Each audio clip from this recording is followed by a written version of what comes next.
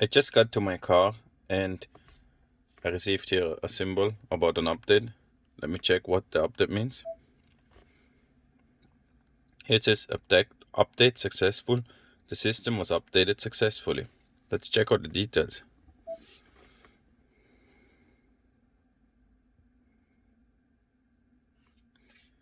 So here it says the most recent update included the following: Ford Power Up 2.5.1. Prepping your vehicle for the future. If your Mustang Mach is equipped with Ford Copilot 360 Active 2.0 Prep Package, this update will prepare it for Ford Bluecruise activation.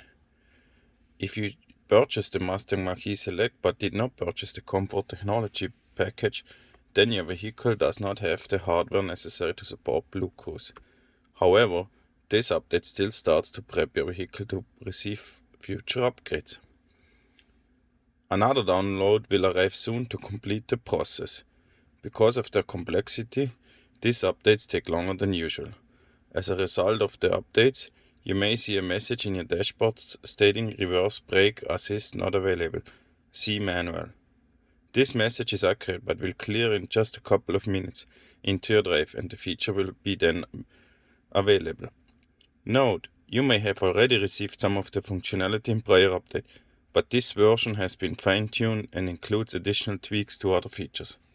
Ongoing updates like this help you enjoy the best possible version of your vehicle. So I believe this update now is the second last update before I actually get the Bluecruise activation, which is pretty cool and exciting. I mean, I got the car now for about a year and 6 weeks. They promised me that I will get Bluecruise within the first 6 months. So finally I will be there. I hopefully get also the first year free what they promised. For everyone which is asking, my car is built in 2020 and I got delivery in February 2021. So I know from my dealer it was one of the first cars.